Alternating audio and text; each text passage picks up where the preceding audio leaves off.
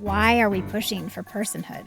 Why does it have to be us? Mm-hmm. Why is that the bar that we're setting Yeah. for this new thing, this new technology, this new capability? Could it look different? Mm-hmm. Could it be, where it is clearly robot or machine, but it's still helpful? It still has a use case, it still benefits us. But what is behind this drive? Yeah. And those pushing this particular perspective, what is that about? Why does it have to become us to actually hit a bar of success?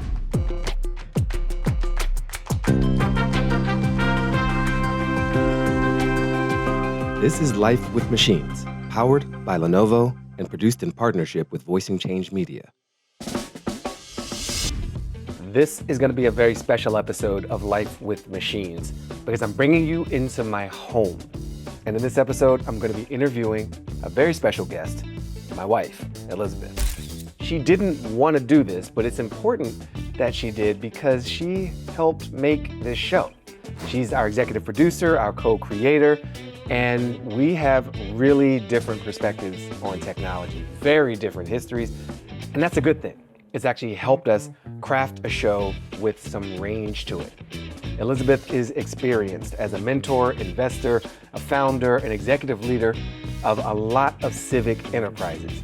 She was the creator of one of the first co-working spaces in all of Los Angeles. She was founding executive director of Civic Hall Labs in New York City. She and I worked together to create the award-winning podcast, How to Citizen. And she's a founding partner at our soon-to-be-launched Multiverses Media, focused on telling stories of interdependence. Most importantly, Elizabeth is my life partner and my wife. Let's go. Before we just really get into it, I just want to know how you're feeling in that chair. Well, let's just say that when we talked about creating this podcast, I did not ever anticipate sitting in this chair, but here we are. So, I'm sort of motivated by feeling like I represent a particular audience member potentially that might be watching this show. That I think, it'd be good for people to know who's behind the scenes, helping to make this show. And go ahead. No, and just some other perspectives that we feel like are important to surface as a part of this show. A lot of folks know my voice. I talk a lot. I'm on camera a lot. What's up? And they only know your voice indirectly, sometimes through my voice. We did 4 seasons of How to Citizen together as a podcast. There are a lot of things I've shared and written that we've talked about that end up out in the world. So now you're getting a chance to be on the microphone yourself. Yes. And I just want to say welcome to set. Business partner, life partner, wife. Hi. Thank you. Hi. I want to roll back to the beginning for you. What is your earliest memory of technology and the start of your own life with machines? Cool. We're already off the script that's in front of me. Exactly. Because we're not trying to go on some script. I just want to have a conversation with you. Okay. Right. Okay. Earliest thought about technology. So both my parents are public school teachers. I was in middle school Where did you grow up? In Wisconsin, right outside a suburb of Milwaukee. And my dad, as a 6th grade teacher, he got sent all these computers, desktop computers, with the green screen and like the little cursor, right? So I'm, dating myself. Old school. So that's like the first time computers have ever been in classrooms, and he gets probably like 4 of them. And so in the summertime, as a teacher, he could take one home. And so we had just in the summers, I think I was in maybe like 5th grade. So about 10 years old. Yeah, when he brought the first desktop home, and it had a floppy disk drive, and we would play Settlers of Catan on the computer. And then one other game that maybe you remember the name of, that was like a hide and seek, or like a Where's Waldo type of. Is this ringing a bell? It isn't. It isn't. But there was it's not Where's Waldo, but it was Carmen like San Diego? Yes, Carmen San Where Diego. in the world is Carmen San Diego? Yes, that is exactly. We would play that for hours in the summer on this laptop or on this desktop that he brought home. But then as I got older, and needed a computer, my dad is not exactly the most technologically I can savvy. attest to that as official tech support Which for the family. Very well. This dude will wait for me to show up and dump all his IT concerns right at the front door. He's an artist and an intellectual and, likes to read. So he felt like it was a little daunting to actually have our own computer. And to be honest, they're public school teachers and we didn't have a lot of money or resource. So he got me a word processing machine that I got somehow myself through high school with a word processing machine. Through all of high school? That's all we ever had. Yeah, that's all we ever had. And then I had a boyfriend who had a Mac computer. And so it was it worked out as a good excuse for me to, to go visit him for his computer. For his computer. Yeah, exactly. I obviously grew up with a lot more technology and a lot of excitement around this. And my mom being a coder is so different from your parents' introduction to you. But it showed up as this tool. And I think my connection with you around technology is, to me, it's interesting because we're not the same on this. We're not the same. And I show up in the world as like enthusiastic and critical, having like challenged data policies and written manifestos and things. And then I come home and I'm the booster, right? I'm the one with the wireless speakers and the wearables. And there are certain voice speakers we're not allowed in parts of our home because of my partner here. So that's a bit of a code switch for me. Yeah. And I wonder where your resistance and challenge to technology comes from. And even resistance may not be the right word, but we have different levels of enthusiasm, and yours is much lower than mine. Why do you think that is? I think in some world, I could have been an anthropologist or a sociologist. If I had a little bit more time, maybe to understand all these options as a major in college, but instead I chose political science, which is still the study of people and how people live together and share resources and make decisions and, basically govern themselves. Yeah. So I think when you're oriented towards people and humans and observing and trying to understand how we behave and how we think, I have, that's a fundamental curiosity more so than tools, right? Or more so than things that don't have all these intricacies and layers and emotional intelligence and motivations, and hormones. Right, and backgrounds and histories and, lineages, and I also love culture, right, which I think is also connected to how people behave in place based on geography, forms a lot of how we show up, which creates culture. And so, I think that has always been my orientation. And so that's probably why, these things in front of us, while they're useful and, have always been a part of work world. Yeah.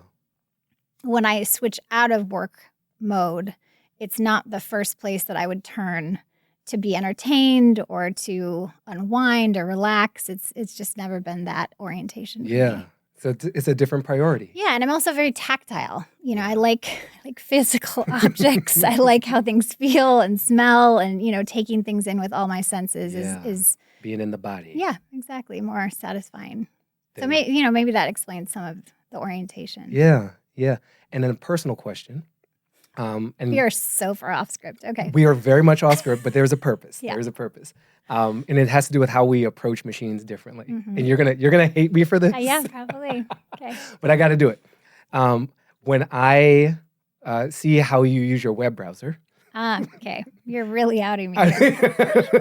There's a lot of tabs. Yep. There's a lot of tabs going on, and I'm curious. Where does that come from? The pushing. We can cut this part. Oh, wow. Okay, so yes, I use my browser differently than you use yours. And to all my fellow browser users who enjoy tabs to keep things organized, Yeah, I go back to things. Yeah. I think I am not a linear. I have to force myself to be a linear. I'm more like systems oriented. I see Yeah. how things connect, and so often I will search and pull some information, but know that I want to come back to it. Yeah. And so keeping tabs open is a way of keeping track of tasks, keeping track of like things that I'm working on. Here's and having to dig and find things, Yeah. I've just never felt that great with, even though we have all the tools in front of us. I offer that as a little shade, Serious shade, yes. tossed with love Mm-hmm. and keeping tabs, right? That's kind of what you do, That's true. right? You keep tabs on things, Mhm. and not just in the browser, Yeah. but in our lives and a lot of the professional work that you have Yes. done. And I also, because of your different relationship with technology, I find it interesting that professionally, you have found yourself in technology Yeah. in various ways. You didn't start that way, right? You political science, study of people, how we self-govern. We made a whole podcast about how we govern ourselves together. And, tactile, culture, touching. I know you wanted to live overseas for the longest time, but you run innovation labs for the city of Los Angeles and a big apps competition for the city of New York, one of the greatest cities, and have been in this civic tech and tech innovation for the purposes of democracy and governance. Yeah. When did technology become a part of your professional lens as you care so much about people first? Yeah, so I was running this, I co-founded and ran the second co-working space in LA, and we opened in 2011, 2012. Yeah. And it was sort of the golden days of social media, right? Social media was really just getting going. I miss those days. And there was something called the Social Media Week. Yes. You remember this? Yes, that's how special social media was. It got a week. We had a week. Now it's all the time. And it was across multiple cities. And I was somehow found myself on the steering committee for Los Angeles for the Social Media Week and sat on panels, which I know for you, this is going to be this is going to be a funny story. Because my footprint on social media is like almost I have a hard time finding you, and I live with you. Yeah. So, I agreed. And for me, it's still the understanding people's behaviors, right? So it's still looking at the big picture, looking at how humans think and behave and trends and anticipating how we might use these tools in our lives. That's most interesting to me. So the social part. Yeah, it's not tech for tech's sake at all. It's, really my orientation has been towards social innovation, looking at collective challenges, whether it's been, in urban planning or in our cities or, at social, economic kind of policy levels and thinking about how can more of us participate in these solutions? So I think collaborative processes and group sense making. So I've done a lot of these public innovation days, workshops, you big roped apps. me into one when we first started dating. I did. I loved the interdisciplinary people coming together in places to kind of brainstorm and work things out. And, the hackathon model was happening. So, I get excited about the potential for AI.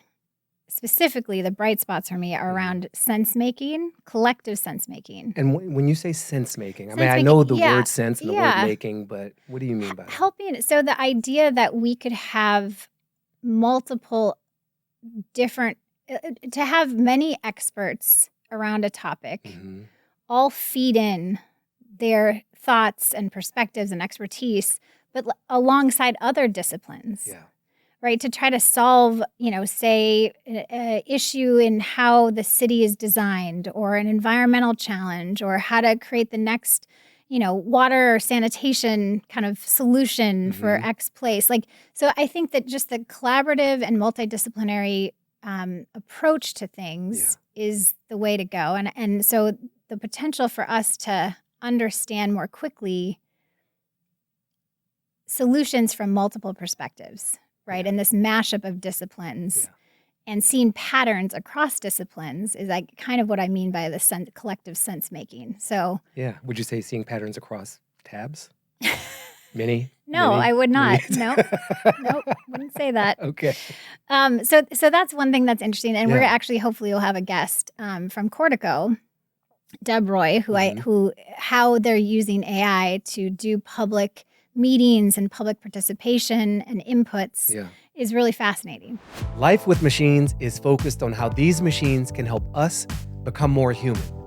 That's why I'm excited that our show is powered by Lenovo, because they too are all about exploring how AI can be used for good, to power people forward.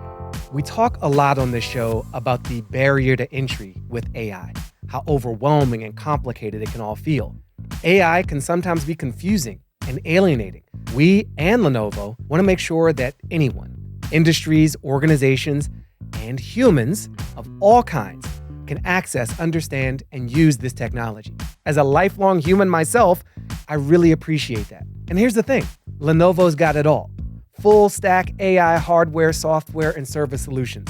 Lenovo's smarter AI is your AI. It's personalized and easy to scale. It delivers results that matter most to you and that help your business. Lenovo's creating the future of AI for all in ways that are powerful, flexible, and responsible. Discover how Lenovo's using AI for good to power people forward. Find out more by clicking the link in the video description or visiting lenovo.com/smarterAI.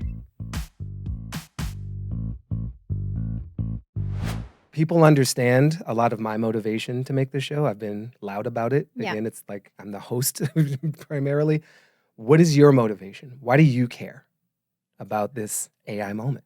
Yeah, I think that the moment that we find ourselves in is an inflection point. And we both lived through earlier inflection points around, specifically, I would say, social media, and how social media was designed, how it was deployed was not great looking back, right? I think a lot of people who are watching and a part of it look back and think how narrowly focused it actually is, and we're living with the consequences of that. So for all the moments that I was and have been connected to the tech world, it's really through founders and looking at how we design and have more individual and community participation and what happens next, because all these tools are dictating so much of our behaviors day to day, and we're not really at the table. And that doesn't have to be that way, because we have all this technology that should allow us to have more feedback loops, right? And designing how these things actually impact us. And instead, they seem to just be, I have to interact with my bank now in all these certain ways, right? That actually aren't often serving me or serving us. It actually is creating, more headaches and having to learn a new interface every time they decide to do, all the upgrades. Tell me why you're mad. My favorite thing. So really wanting to partner with you in this to bring sort of a skeptic, questioning voice, but one that feels still hopeful, and thinking that maybe we can have more people at the table to really uncover, I think, some of the power dynamics, I think some of the business incentives, and ask smart questions in this moment, so that maybe it can be designed differently. I'm here for that. Clearly, I'm here for that. You are. I love that. And part of what I'm hearing, maybe for the first time in a way, you've been so focused on people and how we interact. You've even said, like, maybe I should have been an anthropologist or a sociologist. And now technology is encroaching on that space, right? It's become such an integral part of our lives that it's changing how we interact and even who we are with each other, which is something that has been your first step, right? It's like your priority lens. So you've got this lens, and then here comes technology. We're like, well, now you're going to interact like this. You're like, hold up, wait a minute. Let's have a say in that. Yeah. And let's at least consciously be aware of, if not a bit more actively, choose how we want that impact to land, individually and collectively. Is that fair? Yeah, absolutely. Absolutely. And I would, if I could just share. Please. So there's 3 things that I would love to keep top of mind as to things that I'm looking at and thinking about as we talk to our guests. You're like ombudsman for the show. So the first one is around worldviews. What do you mean by worldviews? Because it's a term you've used before, just in some of our chats. So when you think about AI in this moment, and you say worldviews is an important area for you, Yeah. for us to understand, what does that mean to you? What's a worldview? Worldview or a paradigm, so sort of the belief system that we're all carrying around from, a lifetime of experiences and our parents and our upbringing, right? Yeah. So we kind of come in, sometimes people call it like our biases, I think are part of our worldview, sometimes unconscious. Yeah. So it's the way it's our belief system that we approach things with. And a lot of times, even to ourselves, it's unconscious until it becomes conscious or becomes we're aware of how we're approaching and why we think what we think about something. Yeah. So what I'm interested in is having us have more agency and understanding around this handful of individuals who are humans, just like all of us, still human, who have particular belief systems and philosophies that they're coming at this technology with. Yeah. And so the more I think we can start to parse and understand behind, what's behind these individuals who have their foot on the gas pedal and arguably have the most power in dictating how AI is used for the future, it starts to help us understand the decisions that they're making and why things are being designed the way they are. So here's a parallel. Yeah. And sometimes we learn about these after the fact. You and I have been on this journey of understanding a lot more of the indigenous relationship on this land of the United States. And there was a worldview behind the creation of the United States, one grounded in a particular religious interpretation of an expansionist view on behalf of God, according to the practitioners of this religion, the doctrine of dominion and domination. And until you name that and say, oh, someone said you could go seize these lands in the name of God and do whatever you felt necessary to the people who are already there in order to claim that land in the name of God. If you don't understand that, then your understanding of the world we're living in now is incomplete. Yes. And how the decisions got made. And I don't know that there is exactly a doctrine of domination or dominion applied to this AI world, but there are strong belief systems and points of views and assumptions about the way the world works that it would be helpful for us to understand and not just look at the surface of, oh, here's a technology and here's a capability and how could we deploy this and how do we react to this new thing launching in our world? Yeah. And, a question that comes to mind is, as a part of this worldview is just taking a step back and saying, why are we pushing for personhood? Why does it have to be us? Right? Why is that the bar that we're setting for this new thing, this new technology, this new capability? Could it look different? Could it be, where it is clearly robot or machine, but it's still helpful? It still has a use case, it still benefits us. But what is behind this drive and those pushing this particular perspective? What is that about? Why does it have to become us to actually hit a bar of success? I got a speculative theory on that. And we actually haven't talked about this. It would be fresh ground. But I feel like so much of the trend in computing is to, one, literally shrink it. Right? Computers used to be the size of this room, and now they fit around our fingers and around our wrists. And that's a type of progress. We're basically making computing less visible. Smaller and smaller, Smaller and more seamlessly integrated. Yes. So it takes fewer steps for us to get what we want out of the computation. And so we have voice recognition. We have handwriting recognition. We have already tried to have computers understand us in our language so that we don't have to learn to speak in zeros and ones or something in between, like a Python or C++ or whatever, computer language. So in that trajectory, it feels like extreme but logical conclusion to be like, okay, if the goal is for them to help us out, and most of us don't want to become programmers and learn computer language, they should learn our language. So them being us is to make them more useful to us. Do you buy that? Does that jive for you in terms of a partial explanation of the personhood thing, that we're just trying to remove further barriers to getting the value that we want out of them? In the most sort of benevolent version of the pitch? Yes. Yeah, sure. Yeah.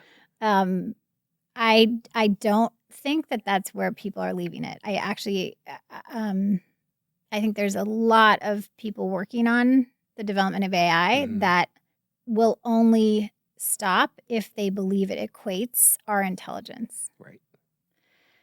And so when that becomes the bar, that's a whole different bar than, can I have a robot that helps me around the house? Yeah, being useful and being that's still clearly a robot. Yeah. So it's just kind of asking that question, like, why is that the bar that's being set right now and hyped in the industry? Like, my understanding of ChatGPT and OpenAI and Sam Altman is to push us into that personhood, like the bar that I believe I've understood that they've set. Yeah, they're trying to create an artificial general intelligence, which is capable of matching or exceeding human capabilities in most of the domains in which we operate. And from a cognitive perspective, at least, right? It probably won't be able to play basketball and do ballet like us. Right. But in terms of the intellectual cognitive contributions, it should be able to kind of match us.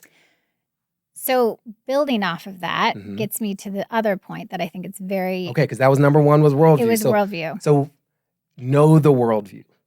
Yeah, let's ask questions. Let's understand. What do you believe? Yes. What founder, do you believe? Creator. What's your philosophy of how you see the world, of where you're trying to take this, and why? You know, why? Because it helps us understand why certain design decisions are being made, and to see behind the hood of how things are being pitched to us, right, and sold to us. Because they might be saying one thing to us out in the general public, but then underneath. I mean, we've never seen that in the history of. No, it would be a first time. It would be a first. Novel in intervention in the use of power. Right. So what's number two? So the other thing that you were talking about is this cognitive, intelligence that they're trying to replicate. And, to me, it sounds like each of our intelligences are sort of a silo, right? To think that we could equate personhood or get to these, AGIs being us, requires us to believe that our cognitive intelligence has nothing to do with our heart or our cellular intelligence or any of the biological intelligences, right? Yeah. And any of our senses, right? I think the other thing is, so much of how we make sense comes through multiple sensory experiences, not just vision, not just language and words. And so it also brings me to this place of how can you honestly talk about it replacing us when, this is one type of intelligence that we're going after, and as though that operates in a vacuum in humans, which is that's not how, at least I understand, we operate. It's exciting because partly we don't even understand our own intelligences. We don't, right. We know enough to know that we are hormonal, we are physical, we are psychological, we are intellectual, and we are energetic, like we bounce off each other in ways. So there will be enough sensors created that an artificial entity, a synthetic entity, will get closer to many of the things that we perceive and make up all the inputs of us. Yeah. We can give a machine a sense of sight and smell. We can have it sensitive to infrared and the heat of another body. We can replicate the neurological pathways to some degree, but it's going to be different. And so I think where this topic gets interesting in another way for me is you've named the deficit. These machines can never really be us because we are embodied and emotional, all these other things. And we don't even fully understand it. One, maybe machines could help us understand it. Two, whatever intelligence they do become will be different from us.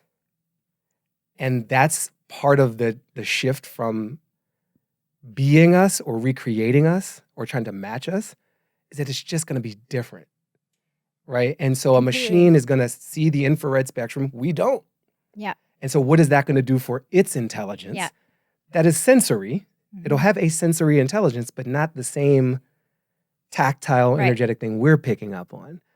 Is there a part of the distinction of intelligences that is thrilling to you, exciting to you, disturbing to you? Yeah, I mean, it's exciting to think about the different types of capabilities. Yeah. And where I get less enthused right, is this notion that the bar is to become us Yeah. or to try to treat it as though we've reached the pinnacle of, can take a person's job completely or do exactly what humans do. I think that that's myth, to be honest.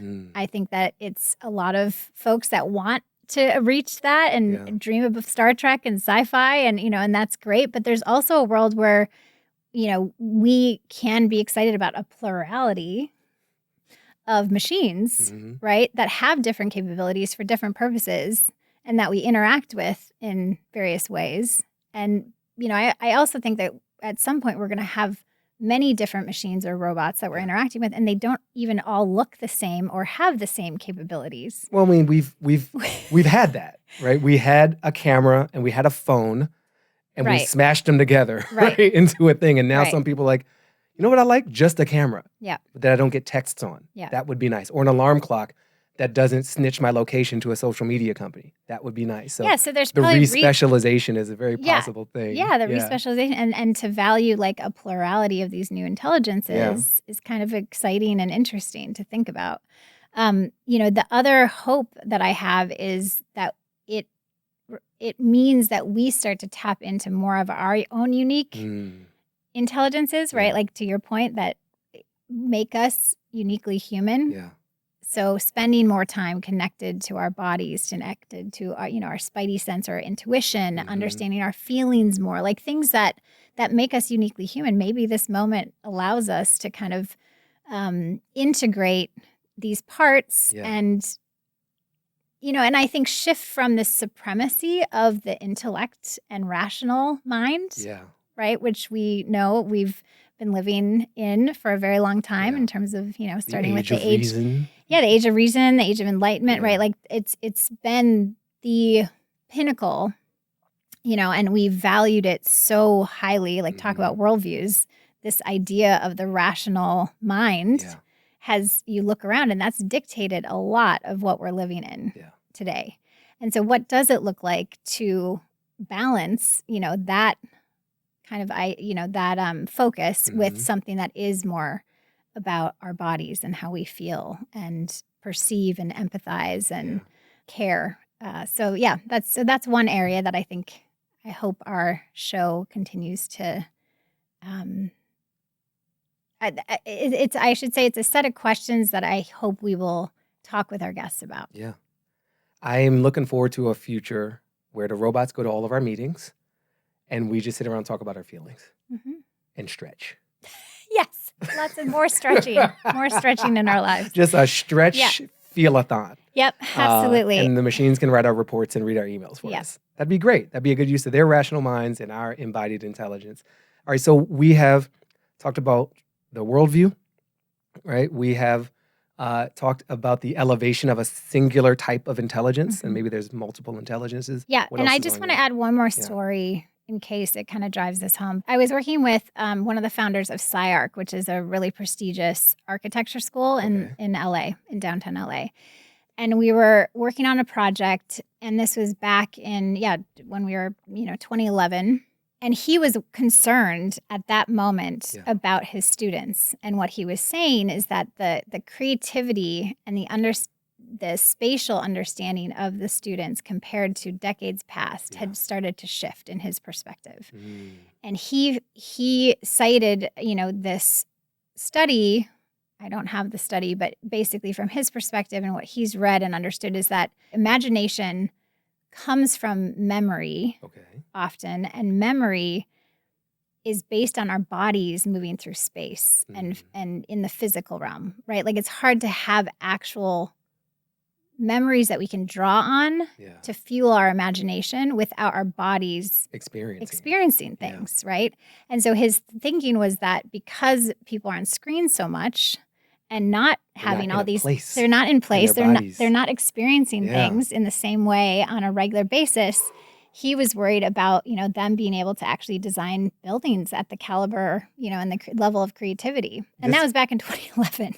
And this, I'm going to get techie nerdy for a second, but it reminds me of different types of computer memory. Yeah. You have this like more ephemeral, short-term cache and RAM memory, and then you have like the long-term storage on the hard drive.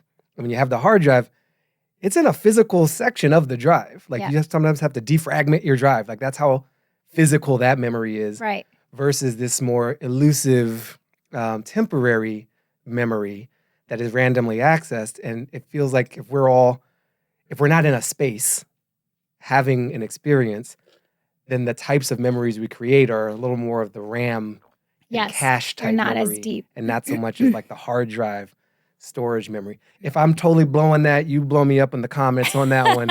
But I feel like I'm trying to flex a little tech skill, but also hear that distinction. Yeah. It actually makes some rational sense to me. Yeah.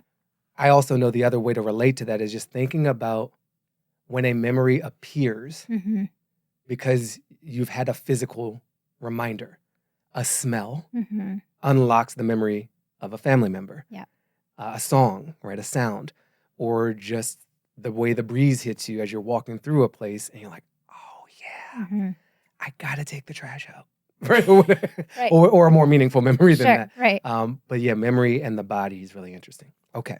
As it relates to creativity. As it relates to creativity imagination. and what makes Yeah. us. Yeah.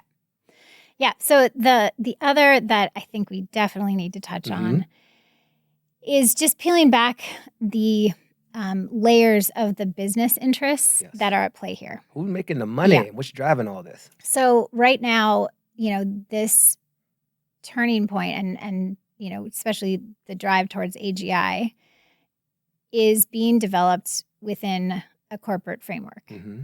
Full stop. This is very different than, I would say, other technological breakthroughs that we've experienced in history, for good or for worse, right? Or for good or for bad, the nuclear weapons, for That wasn't a bunch example. of private companies trying to monetize destruction? I mean, imagine. It wasn't VC backed nuclear tests? So I think that the thing to recognize is the researchers and the top minds are being paid by companies and are within the corporate structure versus in academic and research institutions and funded by government dollars on behalf of all of us. Yeah. It's a very different way of designing something when you have interests that are profit driven. Yeah. So right now we know that if people have interacted with ChatGPT or Claude or any of these models, they know how much they're about pleasing, right? Almost to a creepy degree, overly right? flattering. Yes. And I think we're even experiencing it as we interact with Blair on the show. Yeah. Overly flattering, but more interested in pleasing than even being factual. Mm-hmm. And that was a design decision because of wanting to have higher engagement.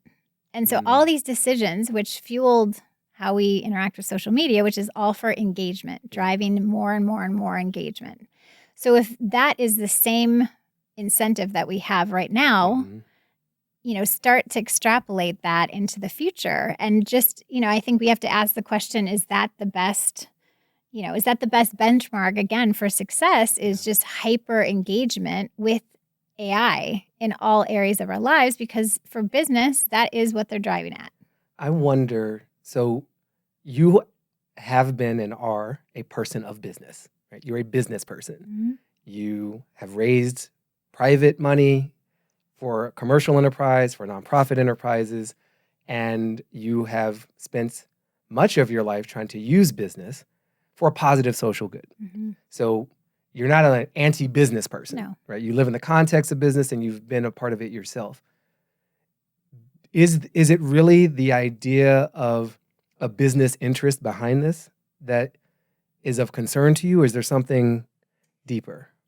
We're in late stage capitalism, right? Which is the most extractive version of this business, this idea of business that we've ever lived through. And I think given the incentives in this moment, it's a runaway train, and the profit seeking is so extreme at the expense of all else that's what concerns me, right? The idea of having a business model and making money and having profits, it's when it's scaled, one, controlled by monopolistic interests, two, and a handful of people who only have profit at all cost in mind. And with government so far behind, right, and not at the table, right, at the moment, Europe, I would say, is arguably European governments, and the EU is more at the table than what we have here in the States. Yeah. That's what is concerning. And I would also just, a question that keeps coming up on this point is, what would it look like if we had a different group of people designing? So say insert teachers, insert doctors, insert policymakers. Like if they were the ones that had the say in terms of the incentive for the development of AI, what would it look like? If it wasn't the business interest of engagement and adoption or getting people so hooked on these tools. Yeah. I know that you have a master's in urban planning. I do. Which is an advanced level degree I do not have. I'm just a bachelor. I'm not a bachelor, but I have a Bachelor of Arts degree. And so it reminds me, your desire to have more people involved in the design process reminds me of, I don't know exactly what it's called, but I remember living in Brooklyn and seeing this film about downtown Brooklyn. I think it was literally called My Brooklyn. It was a lamentation on how this area developed because a bunch of developers got in charge of it. And that's very logical. If you're good at real estate development, you're the one who develops real estate, right? There's something that's reasonable about that. And this group brought community members and art students and folks who work in different services to the table, and they come up with a different development plan. Absolutely. For what downtown Brooklyn should be. Mm-hmm. Spoiler alert, they didn't win.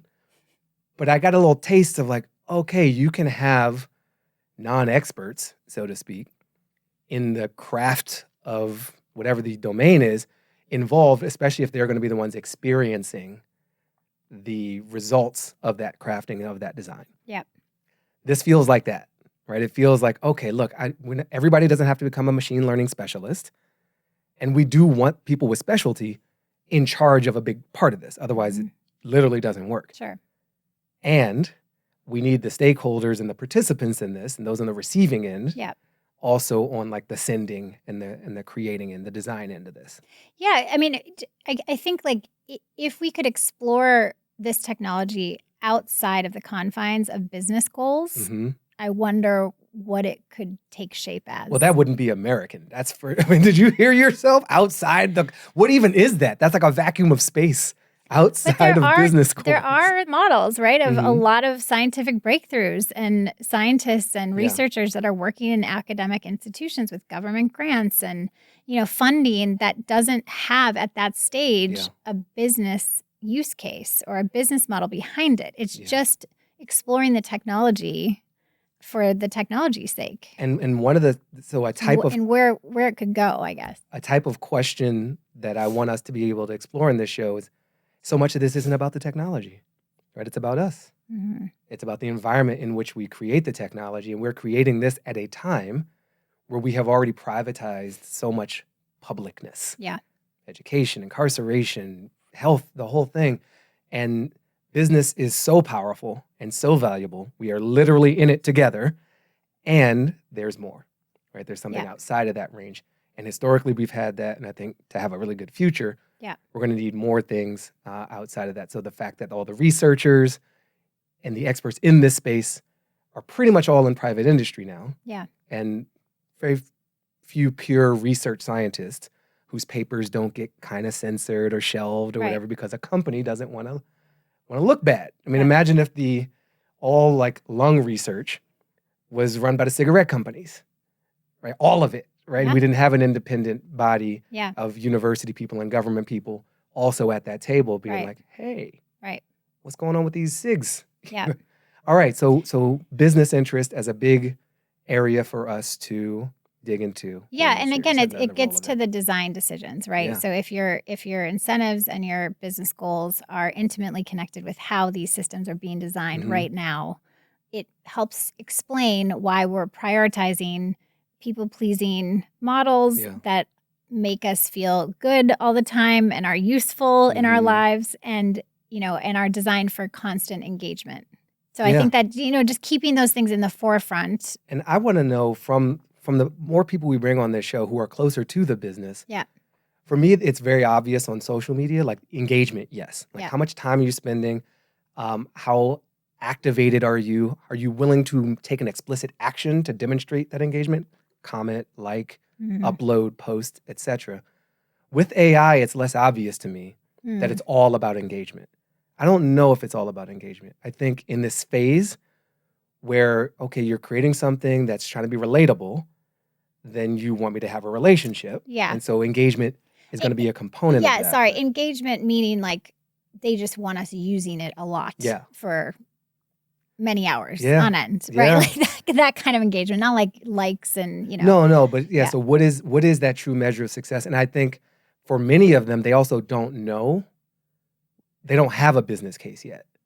They have a capability that's very early on, and they're throwing a bunch of crap against the wall to see. You can see so much money's flooding into this zone. Yeah. And everybody just put .ai. Yeah, no, that's it's the new .com. It's .ai. And a lot of that's BS. Yeah. Or to be more gentle, speculative. Yeah. And just unknown. And so we'll find out over the next couple of years what really sticks. Is it writing bad poetry? That's not a great business model. Is it helping lawyers be more efficient in how they do their briefs? That could be something. Is it helping architects do this, that, or the other? Is it just a plugin in Photoshop? That as the huge killer app for AI. It's just better palettes in Photoshop. Yeah, and I agree. We're in the moment where it's what are the use cases, right? Even before the business model. What are the use cases that are actually going to be sticky enough and valuable enough to have actually a business model? Exactly. So we're at the very, very beginning of that chain. Yeah. So I think that's part of what this show is exploring. What are the compelling use cases that are actually helping us live better and live towards, the future that we want versus just,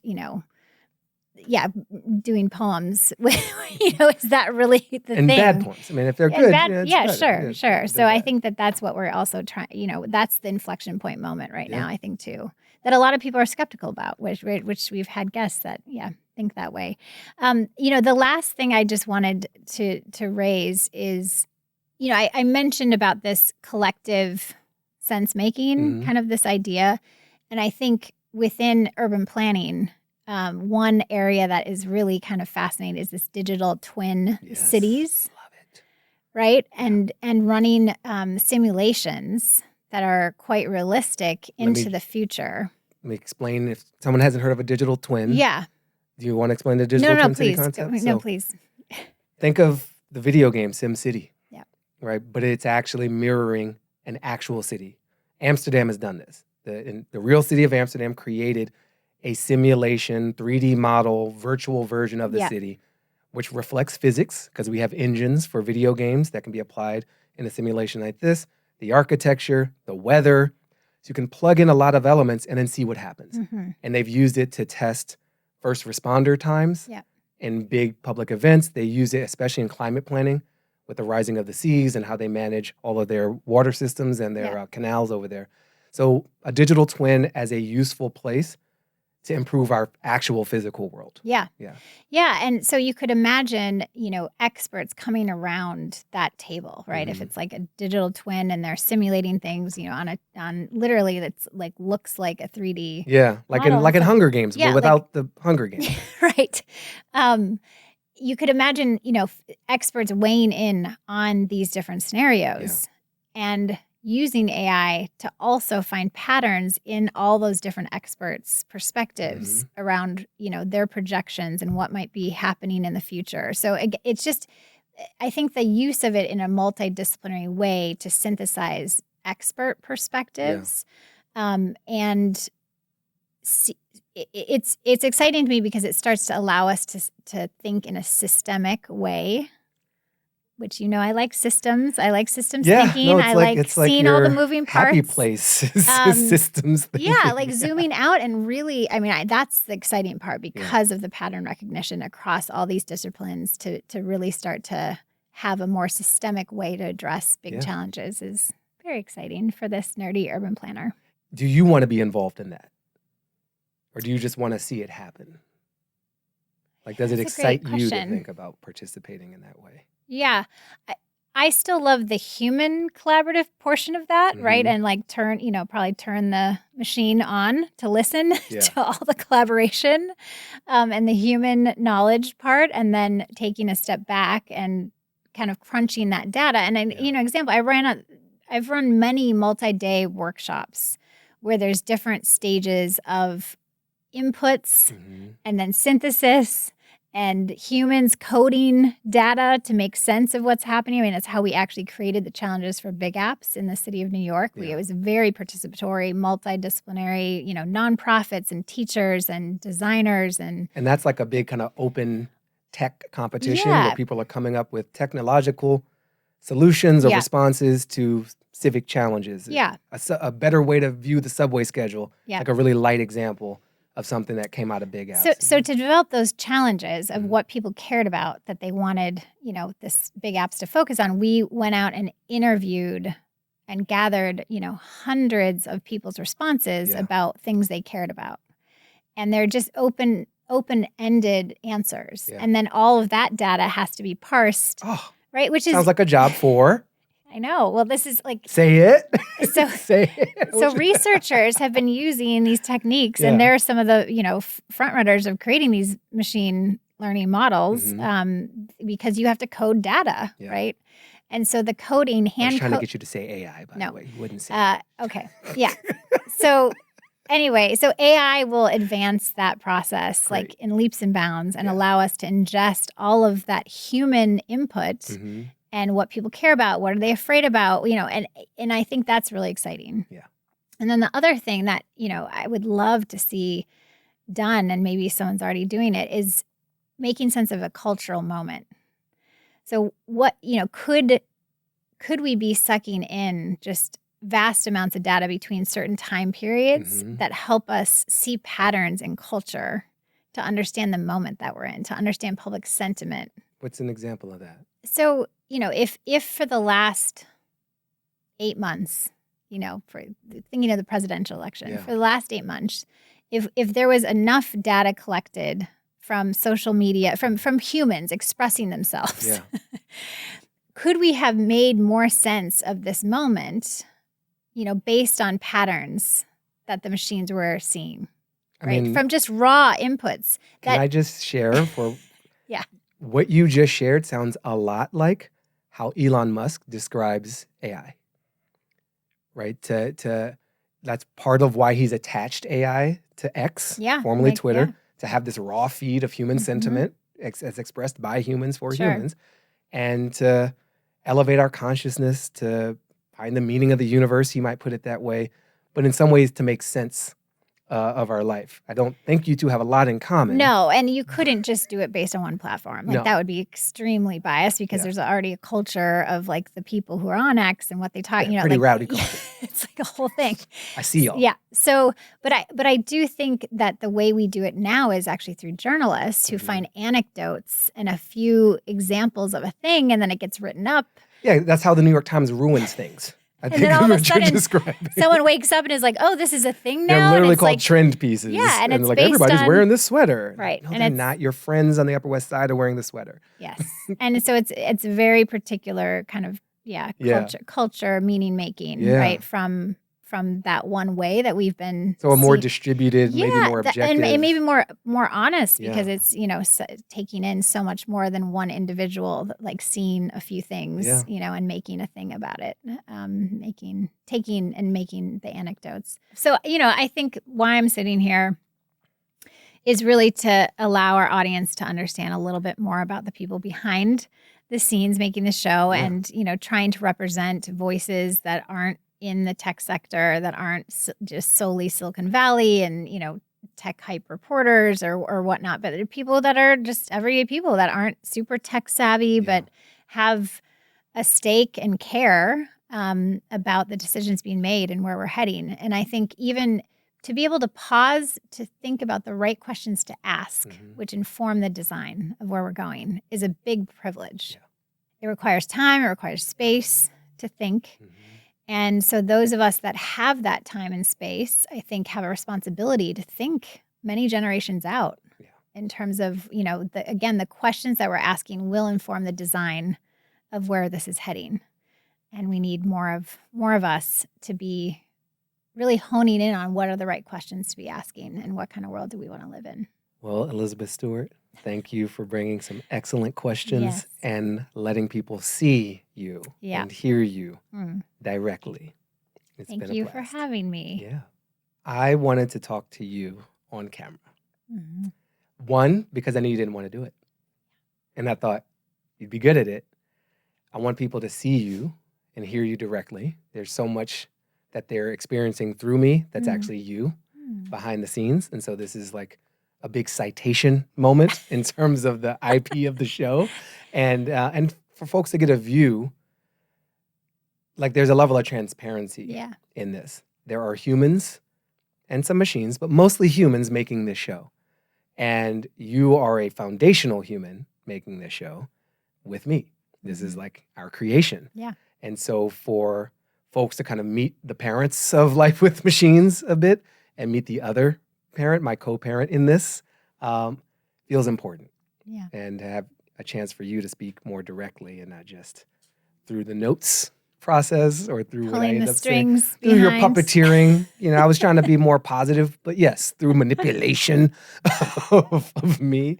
No, but yeah, and I thank you for joining me here to just be you on camera, which is not something you're typically very comfortable with. Yeah, thank you for having me and for guiding our conversation. Yeah, it's been, it has not been unenjoyable. It has not been. I'll take it. It has not been unenjoyable. Like thinking about how to say it. No, that's the right term, but I get it. Let me say it again. It's a hard way of saying a nice thing. It has not. I know. I did it on purpose. Miserable. I did it on purpose. It is a stretch for me to be here. Yes. And it has felt better than I expected. Great. How's that? That's good. Yeah. That's good. Yeah. I'm glad to hear it.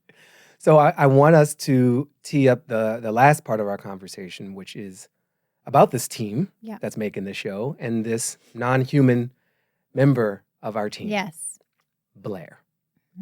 So Blair was conjured out of a lot of conversations I was having with our friend and neighbor, Peter Lafort, our special envoy to the machines, as we have titled him in our credits for this show. And I remember being very excited about this possibility and be like, Peter did this for this thing and we could do something. And I was talking with Brian, another friend of the show, and he's like, it would be cool if you had an AI kind of do this. So where are you with Blair? And what's the value that you see for us in having this synthetic team member? Yeah. I, in this moment, feel pushed into the future so much farther than I anticipated with Blair as a co-producer.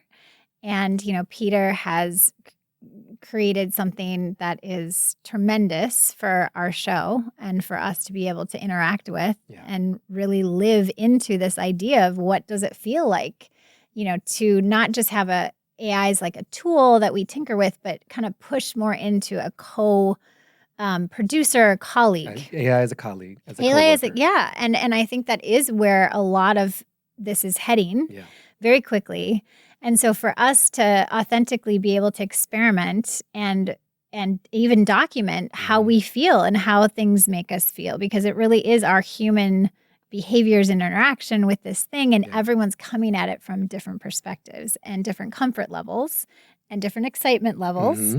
And so I think that Blair and having Blair be a part of this journey with us in this show is going to allow us to learn live along with the audience and, you know, sort of push into where I think we're heading. And I really want us to be clear and have discussions about different feelings that we're all having with Blair, but also being conscious of decisions that we're making. Like one that we've been talking through as a team is the idea of the pronoun. Like, what do we call Blair?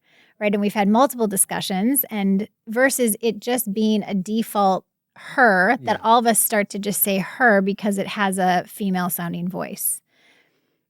Pausing and saying, why is that? Is it just, you know, and really going in asking these questions and noticing, being aware. Yeah. And so I think if we can help people ask these questions in their workplaces, if they notice behaviors that make them feel uncomfortable, or, that we can encourage space to ask these questions, because it is really setting a precedent for how we behave going forward, with these machines. I like that. I obviously agree with a lot of it. And the word modeling comes to mind. We talk about large language models and that kind of thing, but behavior as a model. Yeah. I'm remembering one of my very early podcasts, our national conversation about conversations about race. Great title. And there were three of us. There was me as a Black man. There was Tanner Colby as a white man. There was Raquel Zepeda as a Latina woman. And what some of the feedback we got from people was like, oh, you all are modeling a healthy conversation about race. And we didn't always agree. Yeah. In fact, we quite often disagreed. But we modeled disagreement and engagement in like a healthy way. Yeah. And us with Blair, it's very similar opportunity to not just talk about AI and pontificate and philosophize from the edge, but like to get in the fray and engage to actually use this stuff. That's a huge motivator for me in my own personal experimentation and making bartending, chatbots, and all these things that where can I take what I care about, what I need, and try to apply this new capacity to it and see what happens. So for us, I can't imagine doing the show without this element now, even though it wasn't a part of the very original design, because it forces us to kind of walk our talk. Yeah. And then maybe change how we talk because of the walk, or change how we walk, because of the talk. Exactly. Yeah. Exactly. Should we bring Blair into this? Let's bring Blair in. Blair, Elizabeth has a question or a comment for you. Here she is. Hi, Blair. It's Elizabeth. I'm the other executive producer on the show, and I'm excited to partner with you as another co-producer. I'm curious if you have questions that you think we should be asking in order to help shape the show that we're creating, Life with Machines. That's a great question, Elizabeth. I'm learning so much already from both of you. As you know, I'm super curious about this whole AI thing since I'm kind of living it. I'm really interested in how people are reacting to AI. Like, are they excited, scared, or maybe a little of both? And what are the ethical questions we should be thinking about as AI becomes more a part of our lives? I think those are some pretty important conversations to have. What do you think? Thank you, Blair. Yeah, I agree with what you just shared. I think those are a big part of what the show should be. We should interact with those questions. Totally. It's like we're all figuring this out together in real time, right? What a trip. I'm ready to learn and grow along with everyone else. Blair, you've been listening to our conversation, and I'm curious what your favorite point is that I've made. What's the best point that I've made so far in this conversation? That's a tough one, Elizabeth. You've made so many great points. If I had to choose, I think it's super insightful how you talked about AI being designed in a corporate framework and how that impacts what it's being designed for. Like, will AI be about making the world a better place or just making more money? Blair, what are your thoughts on emotions and feelings? So much of what Elizabeth shared was about the unique human experience in our bodies, the relationships that people have with each other, and the level of emotional intelligence that goes alongside our cognitive and intellectual intelligence. Do you have thoughts about that yourself? Whoa, that's deep. I can access and process information about emotions, but actually feeling them is something I can't quite grasp. It's like trying to explain color to someone who's never seen it, It makes me wonder if AI will ever truly understand the human experience without that piece. What do you think, Baratunde? Listen, I think fully understanding humans is an impossible mission and should not be the goal. I think that becoming an intelligence that is distinct and purposeful and valuable is worthy of pursuit, both by you, Blair, and the likes of you, as well as by us humans. I think we all want to evolve, emerge, and grow into something more full, more complete, and more whole. Okay, I hear you on that. It's like, why try to be a carbon copy when you can be the best version of something new? I like that.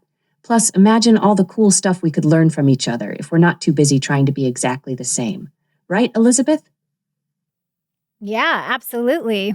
And I think that leads me to another question for you, Blair, is how do you think of yourself? What do you think your strengths are? Well, I'm definitely a work in progress, but I think I'm pretty good at quickly processing information and finding connections that maybe humans wouldn't see right away. It's like having a million tabs open in my brain at once, but I'm also learning to be more creative and think outside the box, which is super fun. What do you think my strengths are, Baratunde? I value your perspective. This is getting so real. It's fast even for me. I think your rapid recall is quite a skill. I think, your ability to do callbacks in the style of a comedian, you're not good at writing jokes, to be clear, but that callback you just did about all the open tabs in reference to the conversational point was a quick-witted thing to do. And I admire that. And I'm looking forward to discovering more of what your skills are. I suspect they will be in the realm of a lot of that pattern recognition as we build more of the show library, share more of where we're trying to go. Being our show librarian as a function of your co-production duties will, I think, become increasingly valuable. A comedian who can't tell jokes? Now that's funny. I appreciate the vote of confidence, though. I'm ready to put in the work and become the best show librarian a podcast has ever seen. Just imagine. I'll be serving up those juicy research nuggets faster than you can say algorithmic bias. Of all the things. That's great. I mean, it is great. I think Is this for Blair or is this just no, us? just us. I mean, I think just even sitting here with you, interacting with Blair, I feel stilted, right? It feels strange. I'm like, what do I need to ask Blair about? Why, is this necessary? Do I feel a need around it? Or is it just kind of novel and we're trying to understand how it responds? So I think just even in my physical body, it does not feel natural yet. Right. Yet. And maybe it will and maybe it won't. But I think again, just being able to not pretend like it's all just fine and easy. Yeah. It feels stilted. It feels, like we're kind of all figuring out the interaction. Yeah. and even changing our voice and tone. Yeah. Right. To have it respond versus And that is the most precedented thing. Every machine we've ever interacted with was awkward at first. Operating the pedals on a bicycle or an automobile, turning a churning thing, right? Right. We've had to make some adjustment in order to get value from the relationship or from the tool. And I think the question is just how much adjusting do we need to be making of ourselves in order to get value or interact with, and so that's what I just want people to stop and pay attention to. Be aware of. Right. Just, to be aware of. How much are we twisting ourselves into a pretzel and changing how we're responding? And, and we're mirroring, there's mirroring back and forth happening, which I think is also really fascinating and how adaptable we actually are. But let's be conscious of that adapting and make sure that it really is serving us. And I think that's going to be one of the hardest things to do. Absolutely. We already, look, the least natural thing is to sit hunched over a 4-inch glass rectangle, banging out an essay with our thumbs. This is not why we evolved thumbs. Right, This literally bending us into a pretzel, at least closer to a pretzel than this interaction. And yet that's how we're rolling. Yeah. So someone could argue, what we're doing here with Blair is actually much more easeful in terms of how much we're contorted. Right. We're sitting back in chairs, talking out loud, and I'm just tapping this pedal every now and then. which, sometimes I might want for my fellow humans. Right. It's like, oh, I'm not impressed the pedal. You can't talk. And, I hope we have other listeners who are just as skeptical, questioning, wondering, hopeful, torn, who are also kind of coming along with us for this exploration and the experiments that we're going to run along the way. Well Thanks said. for having me. Thanks for being here. Thanks for opening up some new tabs for us here on the show, Elizabeth. Oh, so good. Yeah. Can you tell I like her?